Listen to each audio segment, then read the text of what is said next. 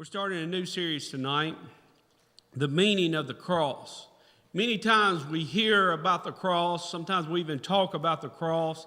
We see images of the cross.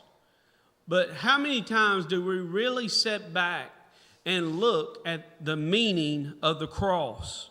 And so we're going to take a few Wednesday nights here and look at what the Bible really talks about the cross. The first meaning here is the measure of man's sin. In 1 Corinthians 1:18, it says, "For the word of the cross is folly to those who are perishing, but to us who are being saved by its power." Do you realize that when we look at this part in this verse, it uses the word cross, and it is giving us an image of man's sin, the measure of man's sin. The first thing we notice here, he's saying that, we are born, and we're born into this sin. And for those in whom don't repent and do not turn their hearts and lives to God, it's foolish. It doesn't make sense to them. And then another thing we notice in this verse that it's showing us is that if we do not repent and come to this cross and understand what this cross means to the believers, we're unfit to have that relationship with Christ the way He designed you and me to have that relationship with Him. Do you realize that you and I have a God-shaped hole inside of us?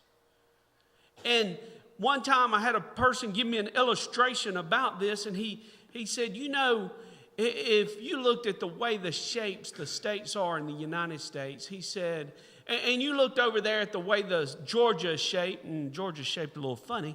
It's not like Mississippi and Alabama, but anyway, it's over there. And he said, you can't take the state of Tennessee and fit it inside the state of Georgia. He said there would be parts of it not filled. He said if you took the state of Texas as large as it is, it would consume the state of Georgia, but it would not fit inside the state of Georgia.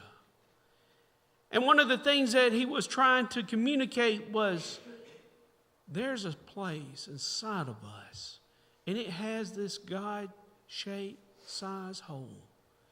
And here's the thing. He fits in it perfectly.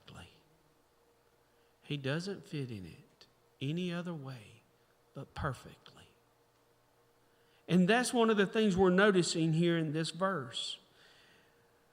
One of the things that we notice in the last part after the comma in this verse, it says, "But to us who are being saved." Do you realize that there's more people being saved other than just you and me?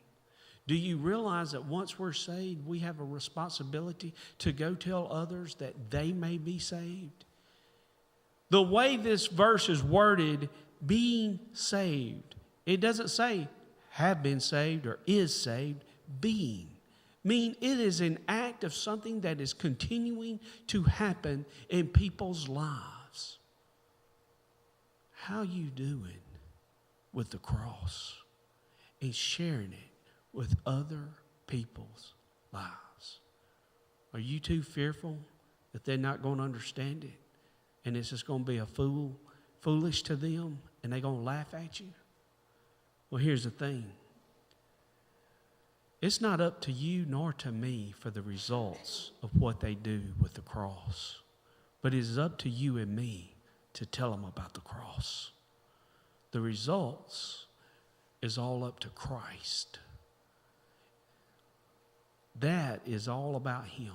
I can't save them and you can't save them either. But you and I can tell them about the cross, even though they may think it's foolish.